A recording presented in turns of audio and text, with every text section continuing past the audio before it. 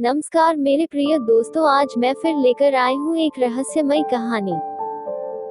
कहानी सुनाने से पहले आपसे अनुरोध है कि आपने हमारा चैनल सब्सक्राइब नहीं किया है तो सब्सक्राइब जरूर कर लें और साथ में बेल आइकॉन घंटी जरूर दबाएं, जिससे हम कोई भी कहानी अपलोड करें तो वो सबसे पहले आप तक पहुँचे। अब चलते हैं कहानी की ओर। बोला, पंकज जी मैं अब निकलता हूँ, बहुत देर हो गई है।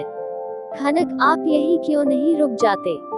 वैसे भी अकेले हो, क्या फर्क पड़ता है, यहाँ रुको या वहाँ? मैं तो कहती हूँ यही रुक जाओ। पंकज, नहीं मैडम, कुछ जरूरी काम बाकी है, रात को कुछ ऑनलाइन काम बाकी है, उसे पूरी करूँगा।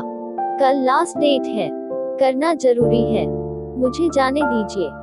खनक उदास होकर, ठीक है, फिर मैं आपको नहीं रोकूंगी, आप जाओ, कल मिलते हैं।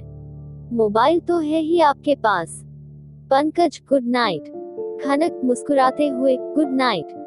पंकज बाइक से वहां से निकल गया। पंकज ने वहां से हटने के बाद राहत की सांस ली।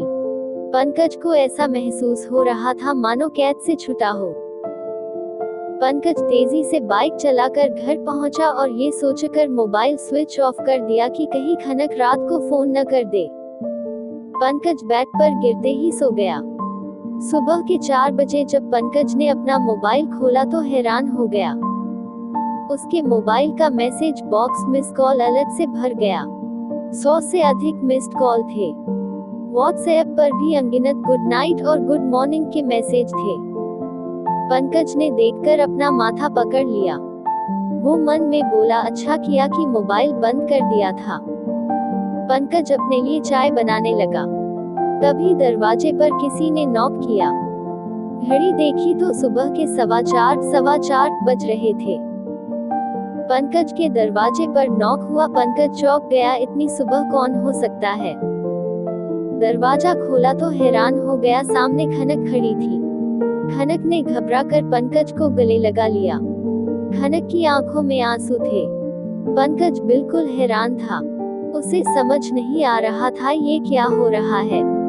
खनक मुस्कुराकर आंसू पोंछते हुए बोली। खनक मुस्कुराते हुए, फोन क्यों बंद था तुम्हारा? तुमने पहुंचकर फोन भी नहीं किया। कितना परेशान थी मैं, रात भर सो नहीं सकी, कितना तड़पी हूँ मैं रात भर। पंकज अवाक था, उसे समझ नहीं आ रहा था ये हो क्या रहा है। खनक ऐसे रिएक्ट क्यों कर रही है? पंकज, मैं, ये, वो, आपको यहाँ का एड्रेस कैसे मिला? खनक, तुमने ही तो बताया था कि मठिया के पास रहते हो। पंकज आश्चर्य से, मठिया छोटा एरिया नहीं है, लगभग 5000 मकान है यहाँ, आपने ये घर कैसे ढूंढा? खनक, जो दिल के पास होते हैं न उन्हें ढूंढना नहीं पड़ता, खुद ब खुद उनका एड्रेस दिल ढूंढ लेता है। पंकज, वो तो मैं भी जानता हूँ, फिर भी बता दीजिए, आप यहाँ पहुँची कैसे? और इतनी सुबह कोई काम था क्या? खनक, नहीं कोई काम नहीं है, कल तुम यहाँ आ गए मगर सकुशल पहुँच गए। इसकी सूचना मुझे नहीं दी, मैं बेचैन हो गई थी। फोन किया तो फोन ऑफ बता रहा था तो सोचा खुद चलकर देख लूं। कल रात जब तुम खाना खाकर बेसिन में हाथ धो रहे थे तो तुम्हारा फोन टेबल पर ही था। तुम्हारे फोन से अपने फोन पर लोकेशन शेयर किया था, तुम कहाँ रुके हो पता चल गया। पंकज आश्चर्य से, मेरे मोबाइल में तो पासवर्ड लगा है। खनक मुस्कुराते हुए, सब यही पूछ लोगे या अंदर भी? पंकज, ओ सॉरी, आप अंदर आइए। खनक चेयर पर बैठ गई। वो पंकज को हवस भरी नजरों से देख रही थी। खनक इशारा करते हुए, वो देखो तुम्हारी चाय उबल रही है, चलो अच्छा है आज तुम्हारे हाथ की चाय पीने को मिलेगी। पंकज खनक को चाय देते हुए चेयर पर बैठ गया और खनक से पूछने लगा, पंकज आपने बताया नहीं कि आपको फोन का पासवर्ड कहाँ से मिला? खनक पंकज को देखकर हंसने लगी और पंकज का मोबाइल उठाते हुए बोली, खनक 1989 यही है न पासवर्ड? पंकज, हाँ मगर आप कैसे जानती? खनक, तुम जब मोबाइल को अनलॉक कर रहे थे तो देख लिया था। तुमने मोबाइल बंद क्यों रखा था? पंकज, वो मेरे मोबाइल की बैटरी जल्दी डाउन हो जाती है ना। मोबाइल पुराना हो गया है इसलिए। कल रात चार्ज में लगाना भूल गया था। खनक, तो नया ले लो। पंकज, पेमेंट आएगा तो बैटरी चेंज करा दूंगा। खनक पंकज के कमरे को चारों तरफ नजर घुमाकर देखने लगी। अजीब से मुंह बनाकर बोली, खनक, तो तुम इस कबूतर खाने में रहते हो? कितना किराया है इसका? पंकज, 5,000। खनक, तुम मेरे गेस्ट हाउस में रह जाओ, वो इससे बड़ा और बया है। किराया भी नहीं लूंगी तुमसे। पंकज, नहीं मैडम, मैं यही ठीक हूँ। आपका बहुत बहुत धन्यवाद, मगर मुझे यहाँ अच्छा लगता है। मुझे यहाँ कोई दिक्कत नहीं है। खनक उदास होकर पंकज को देखकर चेयर से उठते हुए बोली, खनक, जैसी तुम्हारी मर्जी। मैं तो तुम्हारे भले के लिए कह रही थी। जब तुम नहीं रहना चाहते तो कोई बात नहीं। अच्छा, मैं चलती हूँ, ऑफिस मिलते हैं। खनक पंकज के कमरे से बाहर आ गई। बाहर खड़ा मकान मालिक खनक को घूर घूर कर देख रहा था। मकान मालिक को देखकर मुस्कुराने लगी। मकान मालिक, गुस्से से, कौन हो तुम? और वहाँ क्या कर रही थी? खनक पंकज के कमरे की तरफ देखते हुए कुछ सोचकर मुस्कुराते हुए बोली। खनक मुस्कुराते हुए, तुमको भी चाहिए क्या? बोले तो फुल नाइट मजा सिर्फ 10,000 में। मजा नहीं आए तो बोलना। साहब इतना खुश हुआ कि 2,000 एक्स्ट्रा दिया है। बहुत मस्त सर्विस देती हूँ। एक बार बुलाकर देख, फिर बार बार बुलाएगा। एकदम कड़क। मकान मालिक गुस्से से आग बबूला हो गया और खनक को वहां से फौरन निकल जाने को कहा। खनक मुस्कुराते हुए बालों में उंगली घुमाते हुए वहां से निकल गई। खनक के जाने के बाद मकान मालिक गुस्से से पंकज के कमरे की तरफ बढ़ गया। पंकज और मकान मालिक में जोरदार बहस होने लगी। मकान मालिक पंकज को गालियां देने लगा और मकान आज ही खाली करने को कहा। वो बोला, अगर आज ही मकान खाली नहीं किया तो सारा सामान बाहर फेंक दूंगा। पंकज कुछ दिन की मोहलत मांगने लगा। मकान मालिक बोला, मकान मालिक, तुझ जैसे गिरे हुए आदमी को तो मैं 1 सेकंड की मोहलत न दूं। वो तो मेरी दरियादिली समझ कि तुझे आज का समय दे रहा हूँ। जल्दी सामान पैक कर और निकल यहाँ से। यहाँ मेरा परिवार है, मेरे छोटे छोटे बच्चे हैं, उन पर क्या असर पड़ेगा? पंकज, हुआ क्या?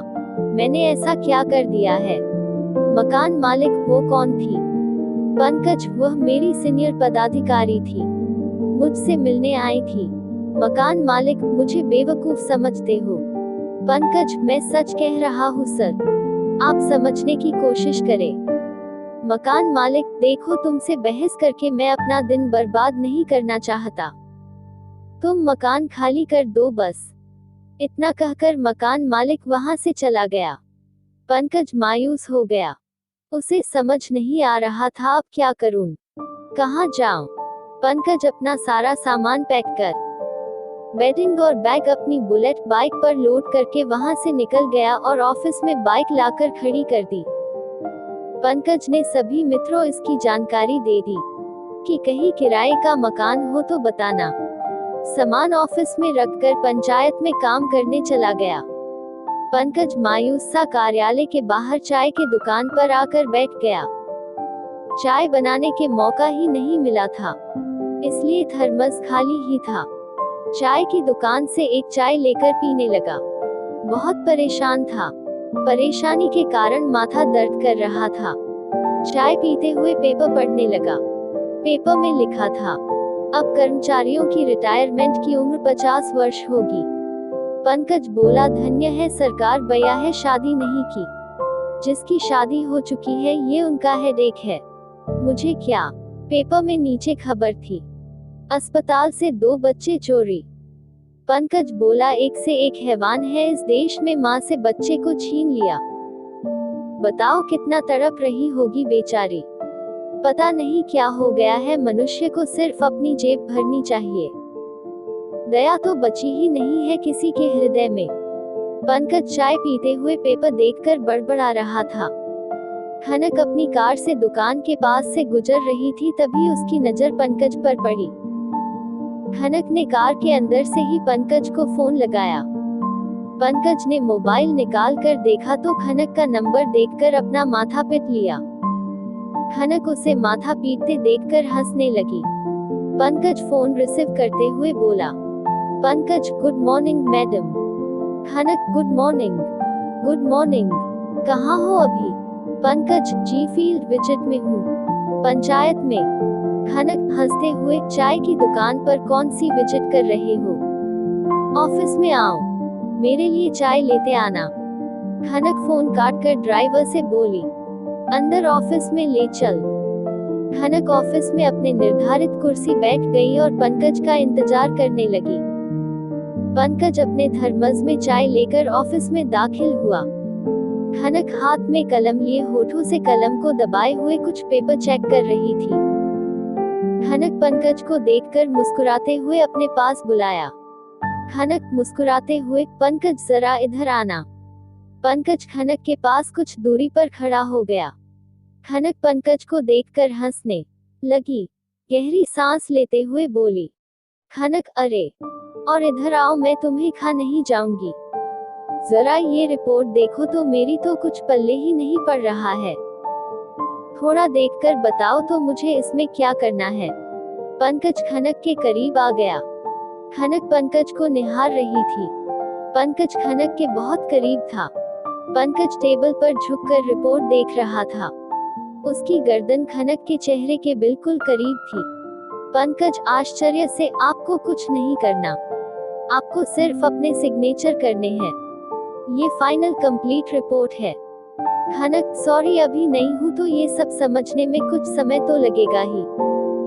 पंकज आश्चर्य से खनक को देख रहा था। वास्तव में ये रिपोर्ट इसे समझ नहीं आई या ड्रामा कर रही है। इतनी नादान तो ये नहीं है। खनक, तुम्हारे लिए कुछ है मेरे पास, ये देखो, तुम्हारे लिए खरीदा है, सिर्फ तुम्हारे लिए मोबाइल फोन। अच्छा है न? पंकज, इसकी क्या जरूरत थी? फोन है मेरे पास, कोई प्रॉब्लम नहीं है, मैं ये नहीं ले सकता। खनक, ओह, ये बेच नहीं रही हूँ, तुम्हें गिफ्ट दे रही हूँ, तुम ऐसे मना नहीं कर सकते। तुमने ही कहा था कि फोन की बैटरी खराब हो गई है, तो सोचा एक फोन तुम्हें दे दूं। अब तो स्विच ऑफ नहीं होगा। पंकज जी, ये बहुत महंगा है। खनक, तुम नहीं लोगे तो मैं इसे फेंक दूंगी। पंकज, मगर मैं कैसे? खनक, ले लो ना, सीनियर से नहीं लेना चाहते तो गर्लफ्रेंड समझकर ही ले लो, मुझे अच्छा लगेगा। अगर नहीं लोगे तो हमारी कट्टी हो जाएगी, मैं बात भी नहीं करूंगी तुमसे। पंकज खनक को समझने की कोशिश कर रहा था। खनक पंकज की समझ के बिल्कुल परे थी। वो हाथ में मोबाइल लिए खनक को ही देख रहा था। खनक, अच्छा एक बात बताओ, ये सब सामान किसने मेरे ऑफिस में रखा है? चपरासी को बुलाकर फेंकवा दो ये सब। ये ऑफिस है, माल गोदाम नहीं। और चपरासी से हिदायत कर दो, आज के बाद अगर ऐसा हुआ तो थप्पड़ भी मारती हूँ मैं, सस्पेंड करूंगी वो अलग।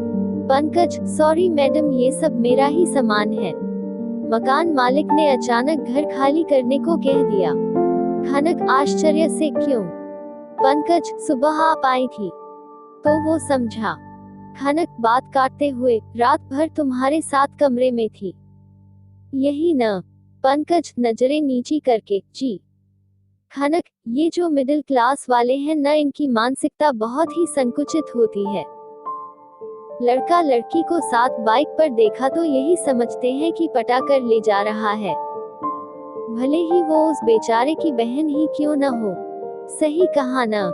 पंकज संकोच से, अगर आप गेस्ट हाउस मुझे रहने के लिए। खनक अफसोस करते हुए, सुबह तुमसे कहा था गेस्ट हाउस में रुक जाओ, तुम नहीं माने, अब वो मैंने किसी और को दे दिया, अब मैं कुछ नहीं कर सकती तुम्हारे लिए, सॉरी। पंकज के माथे पर चिंता की लकीरें दिखने लगी। वो सोच रहा था, लगता है अब होटल या धर्मशाला में रुकना पड़ेगा। खनक पंकज को देखकर मुस्कुरा रही थी। खनक, मेरे लिए चाय लाए थे न, नहीं पिलाओगे? Pankaj ji dot dot dot dot dot dot dot dot जी अभी देता हूँ। खनक को चाय देते हुए पंकज संकोच से बोला। यदि आपके फ्रेंड सर्कल में कोई मकान, अगर आपको कहानी अच्छी लगी हो तो कृपया कहानी को अपने दोस्तों के साथ शेयर करें और लाइक कमेंट करना न भूलें। अभी भी आपने हमारा चैनल सब्सक्राइब नहीं किया हो तो कृपया चैनल को सब्सक्राइब जरूर कर लें। इस कहानी में इतना ही। मिलती हूँ एक नई कहानी के साथ अगली वीडियो में। इस कहानी को सुनने के लिए आप सभी को धन्यवाद। आपका दिन शुभ रहे।